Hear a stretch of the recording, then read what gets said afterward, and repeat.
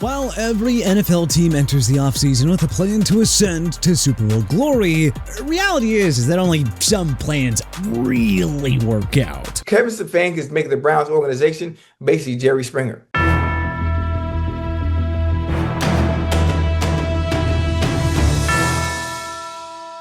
We've now seen enough evidence to declare winners and losers. So today, we're running through every team and identifying the one move, or non-move, that has come back to haunt them. Arizona Cardinals, no quarterback plan beyond Kyler Murray. The Cards had all offseason to find a succession plan for Kyler Murray, a quarterback with a history of injuries and inconsistent play, and, of course, true to form, well, they just didn't. Atlanta Falcons, not hiring Mike Vrabel. Atlanta reportedly interviewed Mike Vrabel, but decided to stick with Raheem Morris instead, despite an overwhelming body of evidence that suggested that this was not the right move. That decision looks even worse with each passing week. Baltimore Ravens, Cooper Rush over Tyler Huntley.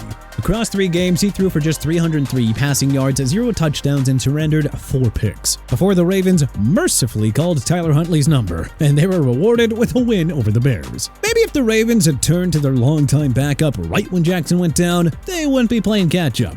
Buffalo Bills, not addressing wide receiver. What did Brandon Beane do about it in the offseason? Well, he signed Josh Palmer to a 3-year, $29 million deal, and he's been a complete afterthought in the offense. The Bills have looked good when they can lean on their run game this season, but they're short the firepower needed to make a deep run. Carolina Panthers, no pass-catching tight end. Carolina has watched Bryce Young develop into a legitimate NFL quarterback this season, and that is without the front office getting him the one weapon that he really needs. The tight end room is a wasteland, and it is holding Young in this offense back. Chicago Bears, linebacker depth. If we have to pinpoint one move, or lack thereof, it's the oversight of adding depth at the linebacker position, which has to be a concern down the stretch of this exciting season. Cincinnati Bengals, hiring Al Golden. While the Joe Burrow injury hurt, the real story in Cincinnati this year is their historically bad defense. And that story starts with new DC Al Golden, who has overseen the worst unit in the league this year by far. Cleveland Browns, the never-ending quarterback carousel.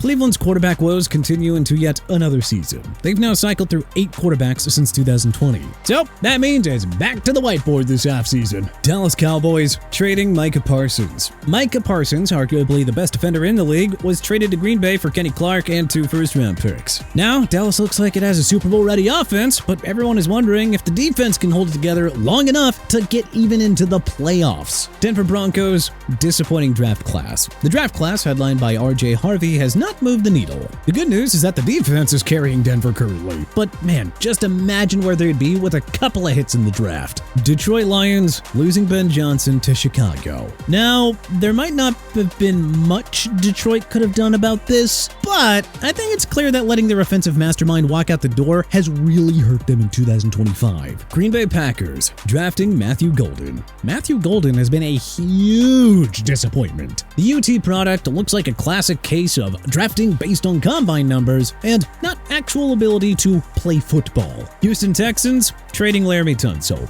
Houston deciding to trade their best defensive lineman, Laramie Tunsil, after having one of the worst lines in the game last season, was questionable off the jump. They've scraped together a semi-competent group and clawed back into the playoff race, but it was clear that was the piece holding them back early this season. Indianapolis Colts, not adding an elite pass rusher. Yeah, this is just a bit of nitpicking, but hey, they still would have been wise to add a proven pass rusher to round out their defense in order to complement their run-heavy offense. Jacksonville Jaguars, overpaying for Travis Hunter. Yes, he is a very unique talent, but he has not proven to be more than a gadget, and he has missed a good chunk of the season with injuries. Kansas City Chiefs, trading Joe Thuney. Kansas City shipped Thuney to Chicago, leaving a gaping hole at left tackle, and now the Chiefs are seemingly losing all the one-score games after winning very close contests last year, with Thuney being the only obvious missing link. Las Vegas Raiders, starting Geno Smith at quarterback. The Raiders traded for Geno Smith and gave him a 2-year, $75 million extension, thinking a Pete Carroll reunion could jumpstart a revival for the Silver and Black. Smith has thrown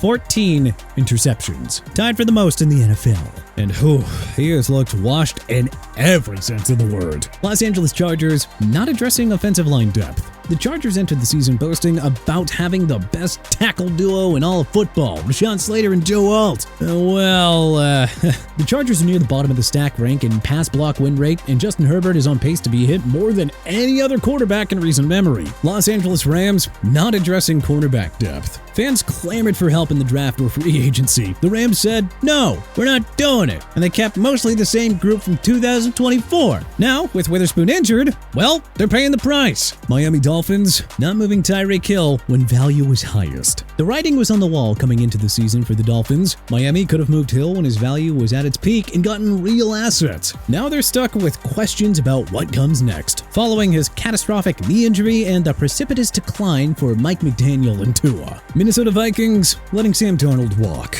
Many made the single worst decision of any team in 2025. They let Sam Darnold, coming off an MVP caliber season with over 4,300 yards and 35 touchdowns, walk in free agency because they believed in JJ McCarthy. Yeah. New England Patriots adding another playmaking running back. The Patriots had a heck of an offseason by nearly every measure. Pretty much everything they did, starting with the Jared Mayo firing and Mike Vrabel hiring, worked. Really, the only icing on top would have been a little more firepower coming out of the backfield to help round out their offense heading into the playoffs. New Orleans Saints refusing to rebuild. The Saints entered the offseason $47 million over the cap, nearly double of any other team. Instead of blowing it all up, though, they kept trying to compete. Now they're buried in the bottom of the NFC, still have one of the oldest rosters in the NFL, and their 2026 cap situation is somehow even worse. New York Giants keeping Brian Daboll. New York somehow retained Brian Daboll after a 3-14 disaster in 2024. Waiting until week 10 of this season after a 2-8 start pushed his 4-year record to 20-40-1 to fire him. New York Jets rolling the dice on Justin Fields. The fear that all Jets fans had when they signed Justin Fields to a 2-year $40 million contract has come true. The front office believed that they could fix what Chicago couldn't, but it has been a disaster and Fields has been benched for Tyrod Taylor. Meanwhile, the Jets head into next season still needing a franchise quarterback. The cycle continues. Philadelphia Eagles, the Saquon Barkley extension. All right. So hindsight is 2020 on this one, but still, the 2-year $41.2 million extension is looking way worse by the week. The man is averaging 3.7 yards per carry now after posting 5.8 last season, and that explosiveness just isn't there like it was a year ago. Pittsburgh Steelers chasing Aaron Rodgers at 41. The Steelers pursued a 41-year-old quarterback who clearly had very little left in the tank. Now Pittsburgh is stuck hovering around 500. Pittsburgh has no quarterback of the future, and a cap sheet loaded with bad contracts. San Francisco 49ers choosing Brandon Ayuk over Deebo Samuel. Technically, they re-signed Ayuk ahead of the offseason, but real mistake came in the offseason when they dealt Deebo Samuel to Washington for a 5th-rounder and ate $31.5 million in dead cap. Brandon Ayuk is still on the PUP list, and the receiving core is a shell of what it was. Seattle Seahawks whiffing on O-linemen. Seattle whiffed on multiple top free agent guards. Both Will Fries and Tevin Jenkins visited and signed elsewhere. They're thriving despite the line issues. But Darnold is getting hit more than he should, and the line is their top concern heading into the playoffs. Tampa Bay Buccaneers ignoring the defense. The Bucs started 6-2 and looked like legitimate contenders behind Baker's heroics, until that defense fell apart. They've lost 3 straight to Super Bowl contenders, giving up 28 or more points in every game since the bye week. Tampa has allowed a league-high 13 touchdowns from outside the red zone. They're still in pole position, but the defensive collapse has turned a potential playoff run into a fight for survival. Tennessee Titans setting Cam Ward up to fail. Tennessee drafted Cam Ward and surrounded him with no real pass-catching options. A couple of late-round receivers and a 31-year-old Calvin Ridley, who has been a ghost in more ways than one this season. Yeah, not exactly ideal. Sure, the Titans' record is bad, but the real pain is giving their rookie franchise quarterback, who they invested a